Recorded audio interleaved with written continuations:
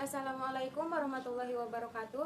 Saya Lela Saro, Pendidikan Kimia 2019, Universitas Sultan Ageng Tirtayasa, NIM 2282190041. Video ini ditujukan untuk memenuhi tugas ulangan akhir semester Kimia Fisika, Termodinamika, dan Keseimbangan. Di sini saya akan menjelaskan sedikit mengenai apa itu konstanta keseimbangan, pengaruh suhu terhadap tetapan keseimbangan, dan juga keseimbangan. Pertama-tama saya akan menjelaskan apa itu keseimbangan. Jadi keseimbangan merupakan suatu keadaan di mana tidak ada perubahan yang terlihat seiring berjalannya waktu. Keseimbangan kimia terjadi pada reaksi kimia yang reversibel. Reaksi reversibel ini yaitu reaksi yang dimana produk reaksi dapat bereaksi balik membentuk reaktan. Nah, hal ini dapat terjadi atau tercapai apabila laju reaksi maju dan laju reaksi mundur tetap, serta apabila konsentrasi antara reaktan dan produk sama atau konstan. Contoh reaksi keseimbangan yaitu laju uap yang mengembun sama dengan air yang menguap. Bisa kita lihat penjelasannya yaitu sebagai berikut. Dalam sistem tertutup dan dipanaskan, molekul-molekul air akan menguap menjadi uap air dengan laju reaksi yang dimisalkan dengan V1, sehingga persamaan reaksinya yaitu akan menjadi H2O liquid menjadi H2O gas. Karena sistem tertutup, maka uap air terbentuk tidak menguap, maka ia akan mengembun. Dan laju reaksinya dimisalkan dengan V2. Nah, peristiwa menguap dan mengembun ini terjadi terus-menerus dan bersamaan, sehingga pada suatu waktu laju penguapan akan sama dengan laju pengembunan. Nah, peristiwa ini dapat dikatakan sebagai keseimbangan dinamis, di mana hasil dari persamaan reaksi tersebut yaitu H2O liquid menjadi H2O gas dan ditandai dengan panah dua arah. Maka dari itu kita ketahui bahwa keseimbangan dinamis merupakan keadaan di mana reaksi berlangsung terus-menerus dan kecepatan membentuk produk sama dengan kecepatan membentuk reaktan. Adapun ciri-ciri dari keseimbangan dinamis ini yaitu reaksi bersifat dua arah dan berlangsung terus-menerus. Kemudian terjadi pada ruangan tertutup di mana suhu dan tekanannya tetap. Kemudian laju reaksi ke arah produk sama dengan laju reaksi ke arah reaktan.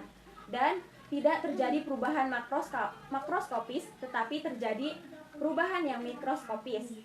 Persamaan dari keseimbangan ini yaitu dapat kita lihat dari reaksi kimia berikut. Nah, dari reaksi kimia tersebut didapatkan bahwa persamaan keseimbangan ini sama dengan konsentrasi C dipangkatkan P kali konsentrasi D dipangkatkan Q dibagi dengan konsentrasi A dipangkatkan M dikali konsentrasi B dipangkatkan N, atau juga dapat disebut K sama dengan produk dibagi dengan reaktan. Adapun pendugaan reaksi keseimbangan ini yaitu apabila Q lebih kecil dari K, maka arah reaksinya akan ke kanan. Dan apabila Q lebih besar daripada K, maka arah reaksinya akan ke kiri. Nah, pada pendugaan reaksi ini ada kaitannya antara keseimbangan dengan energi Gibbs, yaitu delta G. Nanti akan saya jelaskan pada contohnya. Konstanta keseimbangan. Konstanta keseimbangan ini biasa dinyatakan dengan konsentrasi yang disimbolkan dengan Kc. Nah, untuk reaksi umumnya dapat kita lihat seperti itu ya. Maka untuk tetapan keseimbangannya yaitu konsentrasi G dipangkatkan G dikali konsentrasi H dipangkatkan H dan seterusnya dibagi dengan konsentrasi A dipangkatkan A dikali konsentrasi B dipangkatkan B dan seterusnya. Itu merupakan Kc. Adapun untuk reaksi keseimbangan dalam fase gas, nilai konstanta keseimbangan parsial dinyatakan dengan tekanan parsial atau Kp, di mana sebagaimana pada rumus umum yang sebelumnya, maka hubungan antara Kc dengan Kp ini yaitu Kp sama dengan Kc dikali N R dipangkatkan delta N, yang mana delta N merupakan selisih koefisien produk dengan reaktan. R merupakan tetapan Avogadro yaitu sebesar 0,082 dan T sebagai suhu dengan satuannya Kelvin. Dalam keadaan tertentu Kp sama dengan Kc. Hal ini yaitu apabila delta N sama dengan 0, karena R dengan T yang dipangkatkan dengan 0 maka hasilnya akan 1. Jadi Kc bisa sama dengan Kp. Selanjutnya ada pengaruh suhu terhadap keseimbangan. Nah, pengaruh suhu dalam keseimbangan kimia ini diturunkan dari persamaan energi Gibbs, yaitu berikut ini.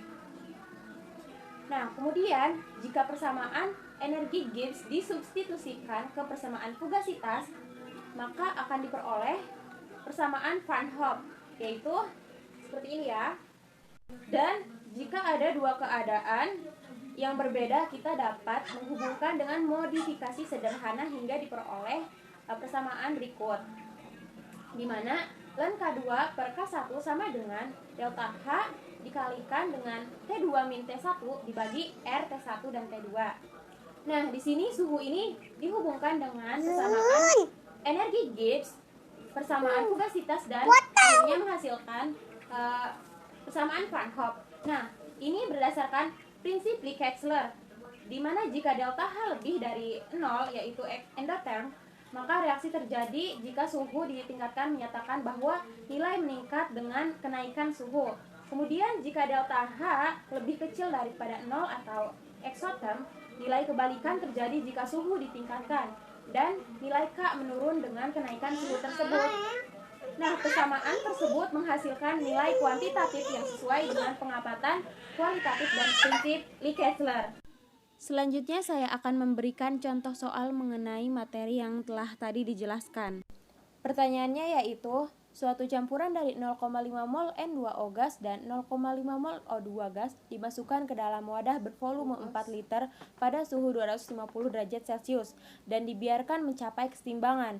Setelah tercapai keseimbangan, jumlah N2O menjadi 0,45 mol. Hitunglah nilai Kc, Kp, dan perubahan energi bebas Gibbs-nya.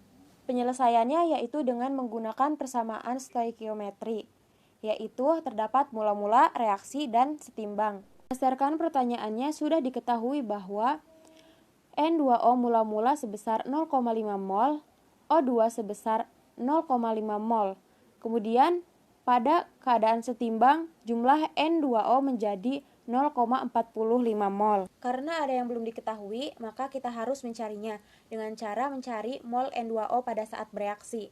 Caranya dengan mol mula-mula dikurangi mol setimbang, dihasilkan mol N2O yang bereaksi sebesar 0,05 mol. Nah, 0,05 mol N2O ini untuk dua koefisien. Maka karena pada O2 koefisiennya 3, menghitungnya yaitu dengan koefisien O2 dibagi koefisien N2O dikali mol N2O, yaitu 3/2 kali 0,05, sehingga dihasilkan 0,075 mol. Lalu pada NO2 dengan cara seperti pada O2 menghasilkan 0,1 mol yang bereaksi, sehingga pada keadaan setimbang N2O sama dengan 0,5 dikurangi 0,05 sama dengan 0,45 mol. O2 sama dengan 0,5 dikurangi 0,075 sama dengan 0,425 mol, serta NO2 sama dengan 0,1 mol. Adapun untuk menghitung Kc, rumusnya berikut ini. Di mana untuk menghitung konsentrasi senyawanya dengan rumus M sama dengan N per V. Sehingga berdasarkan perhitungan tersebut nilai Kc sama dengan 2,57 kali 10 pangkat min 2. Lalu untuk penyelesaian Kp yaitu dengan menggunakan persamaan hubungan antara Kp dengan Kc. Karena sudah diketahui nilai-nilainya, maka tinggal dimasukkan ke rumusnya dan dihasilkan nilainya yaitu 5,99 kali 10 pangkat min 4. Dan untuk soal terakhir yaitu mengenai energi bebas Gibbs dapat diselesaikan dengan menggunakan rumus min RT ln Kc. Untuk nilai-nilainya telah kita ketahui, jadi kita tinggal memasukkannya ke dalam rumus tersebut dan dihasilkan yaitu sebesar min 15,9 kJ per mol. Karena hasil dari energi bebas ini bernilai negatif atau kurang dari 0, berarti keseimbangan ini bergeser ke arah kanan. Sekian dari saya, kesalahan dan kekurangannya mohon dimaafkan. Semoga kita selalu dalam keadaan sehat dan tetap semangat dalam segala kegiatan. Terima kasih. Wassalamualaikum warahmatullahi wabarakatuh.